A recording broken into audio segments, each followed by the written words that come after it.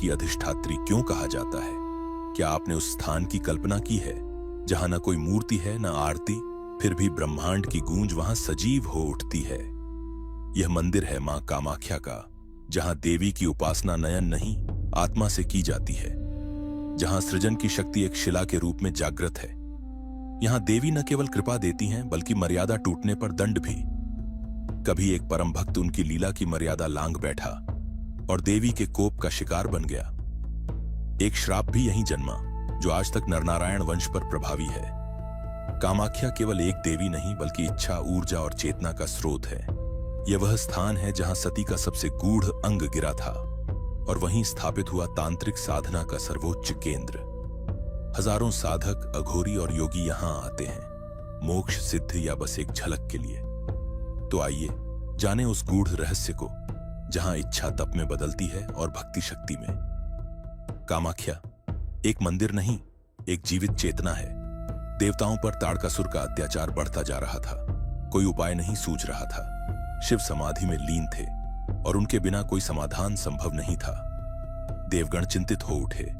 शिव को समाधि से बाहर लाना अनिवार्य था, परंतु शिव जो सती वियोग में तपस्थ थे, उन्हें न कोई अप्सरा, न कोई देवता, न कोई साधना विचलित कर सकती थी। तब ब्रह्मा, विष्णु और इंद्र ने एक निर्णय लिया। कामदेव को चुना गया, प्रेम और आकर्षण के देवता। कामदेव हिमालय पहुंचे जहां शिव ध्यान की गहराई में लीन थे और अवसर देख उन्होंने चलाया अपना सबसे शक्तिशाली अस्त्र, कामबाण। वह बाण ऐसा था जो किसी भी तपस्वी के मन को हिला सकता था। जैसे ही बाण ने शिव को स्पर्श किया, तपस्या भंग हो गई। शिव की आंखें खुली, पर यह कृत्य उन्हें अनुचित और अपवित्र प्रतीत हुआ। तीसरी आंख खुली और एक ही पल में कामदेव भस्म हो गए। चारों दिशाएं स्तब्ध, देवता मौन, प्रकृति भी ठहर गई। तभी एक करुण पुकार उठी, रति की, कामदेव की पत्नी। वह शिव के चरणों में गिर पड़ी।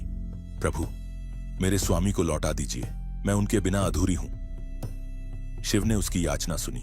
उस प्रेम में कोई छल नहीं था, सिर्फ विरह और समर्पण था। शिव बोले, कामदेव पुनः जन्म लेंगे, परंतु इस बार वे अनंग होंगे, बिना शरीर के। समय बीता और कामदेव ने पुनः जन्म लिया, लेकिन यह जन्म पहले जैसा निष्कलंक नहीं था। अब उनके प्रभाव में केवल प्रेम नहीं था, बल्कि उसमें वासना, मोह, लोभ और भोग की छाया भी घुल गई थी। देवताओं ने देखा कि जो शक्ति पहले सृष्टि को गहराई देती थी, अब वही शक्ति मोह, भ्रम और बंधन का कारण बन रही है। यह देख भगवान शिव मौन नहीं रहे। उन्होंने एक दिव्य निर्णय लिया। काम की ऊर्जा को अब संयम और साधना में रूपांतरित किया जाए। शिव बोले, एक ऐसा स्थान निर्मित हो जहां काम भस्म न हो बल्कि साधना में रूपांतरित हो। विश्वकर्मा और रति के सहयोग से कामदेव ने शिव के आदेश पर एक पवित्र शक्तिपीठ की स्थापना की, कामाख्या। यह वही स्थान था जहां माता सती का सबसे गूढ़ अंग, योनि, गिरा था। नीलांचल पर्वत की छांव में बसी यह भूमि अब केवल एक मंदिर नहीं बल्कि सृजन, ऊर्जा और तंत्र की प्रयोग भूमि बन गई। यहां काम का अर्थ केवल शरीर नहीं बल्कि वह शक्ति है जो संसार को रचती है, संयम में रहती है और तप से प्रकाशित होती है। आज भी योगी, तांत्रिक और साधक यहां अपने भीतर की इच्छाओं को शुद्ध, शांत और जागृत करने आते हैं। काम यदि मर्यादित हो तो सृजन है, और यदि अनियंत्रित हो तो विनाश। यही कामाख्या की आत्मा है। शिव का कामदेव को भस्म करना और फिर उसी शक्ति को कामाख्या के रूप में शुद्ध और साधनीय बनाना, यही दर्शाता है कि संहारक वही है जो सृष्टि को नया अर्थ भी देता है, और इस सृष्टि के संतुलन में विष्णु सदैव सहयोगी बनते हैं। यह कथा केवल इतिहास नहीं, यह चेतना है जो हर युग में बताती है कि सृजन तभी पवित्र है जब उसमें संयम और संतुलन हो। भारत की आध्यात्मिक धरती पर जहां भक्ति, योग और तंत्र की धाराएं एक दूसरे में विलीन होती हैं, वहीं पूर्वोत्तर के नीलांचल पर्वत पर मां कामाख्या का धाम एक ऐसा शक्ति स्रोत है जिसकी ऊर्जा केवल अनुभूत की जा सकती है, समझी नहीं जा सकती। यह मंदिर कोई साधारण स्थल नहीं बल्कि तंत्र की चेतना का सजीव केंद्र है, जहां सदियों से साधक, तांत्रिक और योगी अपने भीतर की अग्नि को दिव्यता में रूपांतरित करने आते हैं। मां कामाख्या को शक्ति के उन रूपों में गिना जाता है जो केवल रक्षा या विनाश की नहीं बल्कि काम, इच्छा की अधिष्ठात्री मानी गई है। संस्कृत में कामाख्या दो शब्दों से मिलकर बना है, काम यानी इच्छा और अख्या यानी अभिव्यक्ति। इसका अर्थ हुआ वह देवी जो इच्छाओं को जन्म देती हैं और उन्हें मुक्ति और साधना का मार्ग भी प्रदान करती है। पौराणिक मान्यताओं के अनुसार यह वही भूमि है जहां देवी सती के शरीर का सबसे रहस्यमय अंग योनि शिव के कंधे से गिरा था। जब उन्होंने तांडव करते हुए सती के अंगों को लिए ब्रह्मांड को विचलित कर दिया था। इसी स्थान पर स्थापित हुआ कामाख्या शक्तिपीठ, जो 51 शक्तिपीठों में सबसे रहस्यमय और तांत्रिक रूप से प्रभावशाली माना जाता है। कामाख्या मंदिर एक ऐसा स्थान है जहां कोई मूर्ति नहीं बल्कि पूजा होती है प्राकृतिक गुफा में स्थित एक जीवंत योनि शिला की, जो सदैव जल से अभिसिंचित रहती है। इस जलधारा को ब्रह्मपुत्र की गुप्त शाखा माना जाता है। यह शिला सिर्फ पत्थर नहीं बल्कि सृजन की जीवित चेतना है, जो इच्छा को जन्म देती है और उसे साधना के माध्यम से मुक्ति में रूपांतरित कर देती है।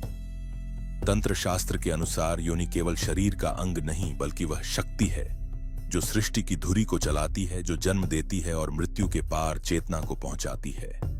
मां कामाख्या उसी जागृत ऊर्जा की जीवंत मूर्ति हैं। यह वही स्थान है जहां साधक अपनी अहंकार की परतें गलाकर शक्ति से एकात्म हो जाते हैं। कहा जाता है कि इस योनि शिला पर कुछ ऐसे गूढ़ चिन्ह हैं जो केवल अनुभवी तांत्रिकों को ही दिखाई देते हैं, वो भी केवल विशिष्ट अनुष्ठानों में। यहाँ अनेक गुप्त शमशान साधना स्थलों का उल्लेख मिलता है, जहाँ केवल अघोरी ही रात्रि में प्रवेश कर सकते हैं। यह साधनाएं अत्यंत गोपनीय होती हैं और साधक को जीवन और मृत्यु के पार की अनुभूति कराती है। कामाख्या कोई साधारण मंदिर नहीं, यह एक जीवंत शक्ति क्षेत्र है जहाँ भक्ति, श्राप और वरदान की कथाएं आज भी जीवित हैं। इन्हीं में से एक कथा जुड़ी है केंदु कलई, मां कामाख्या के परम भक्त और तांत्रिक पूजा के संरक्षक से। रात्रि में जब मंदिर के कपाट बंद हो जाते तब मां नग्न रूप में तांत्रिक नृत्य करती थीं। केंदु कलई आंखों पर पट्टी बांधकर स्तुति करते ताकि देवी की मर्यादा बनी रहे। एक दिन एक मां मृत बच्ची को लेकर आई। उसकी श्रद्धा ने केंदु कलई को मां से विनती करने को बाध्य किया। उन्होंने बच्ची को योनि शिला पर रखा और गहराई से प्रार्थना की, मां कृपा करें, इसे जीवन दें। जब केंदु कलई ने मां से बच्ची के जीवन के लिए प्रार्थना की, देवी ने उसकी पुकार सुन ली। कुछ ही क्षणों में वह मृत बालिका फिर से चेतन हो उठी। यह चमत्कार नगर में फैल गया और राजा नरनारायण तक भी पहुंचा। राजा ने मां कामाख्या के चमत्कार से प्रभावित होकर स्वयं उनके दिव्य रूप के दर्शन करने की जिद ठान ली। कहा गया कि देवी रात्रि में ही प्रकट होती हैं, जब पुजारी आंखों पर पट्टी बांधकर पूजा करते हैं। परंतु राजा ने दबाव बनाया। केंदु कलई ने भारी मन से अनुमति दी, पर शर्त रखी कि दर्शन गुप्त रूप से होंगे। मंदिर के गर्भगृह में एक छोटा छिद्र बनाया गया। केंदु कलई ने जैसे ही स्तुति आरंभ की, मां कामाख्या प्रकट हुई, नग्न रूप में नृत्य करती हुई, जो ब्रह्मांडीय ऊर्जा का प्रतीक था। पर देवी को तुरंत आभास हुआ कि कोई उन्हें छुपकर देख रहा है। मर्यादा टूटी थी। क्रोध से अग्नि की लपट उठी और राजा नरनारायण वहीं भस्म हो गए। देवी ने केंदु कलई को भी दोषी पाया। उनकी सहमति भी इस मर्यादा भंग में सम्मिलित थी। कुछ परंपराओं में कहा गया कि उनका सिर काटा गया, तो कुछ में उन्हें शापित मूर्ति में बदलने का वर्णन है। मां ने श्राप दिया, नरनारायण वंश का कोई भी पुरुष इस भूमि पर पग नहीं रखेगा। आज भी उस वंश के लोग आंखों पर पट्टी या छत्र के साथ वहां से गुजरते हैं। यह कथा केवल दंड की नहीं, श्रद्धा, मर्यादा और आत्मचेतना की गाथा है। कामाख्या वह शक्ति है जो प्रेम, भक्ति और संयम की कसौटी पर हमें परखती है। अगर हां तो अपने विचार नीचे कमेंट में जरूर साझा करें। हम जानना चाहते हैं कि इस दिव्य कथा को आपने किस रूप में अनुभव किया। कामाख्या देवी का मंदिर कोई साधारण स्थल नहीं, यह एक जीवित चेतना है। यहां हर शिला, हर परंपरा, हर मंत्र के पीछे एक रहस्य छिपा होता है। कुछ कथाएं कही जाती हैं और कुछ अब भी इस संसार से छिपी हुई हैं। और यह तो बस शुरुआत है। जैसे ही आपका स्नेह और समर्थन मिलेगा, हम मां की कृपा से अगली कड़ी लेकर फिर लौटेंगे। अगर यह वीडियो आपको ज्ञान, रोमांच और चेतना से भर पाया हो तो कृपया लाइक करें, शेयर करें, सब्सक्राइब जरूर करें ताकि अगली कथा आपसे छूट न जाए। आपका साथ हमारी साधना का बल है। शक्ति, शांति और सिद्धि आपके जीवन में सदैव बनी रहे। जय मां कामाख्या।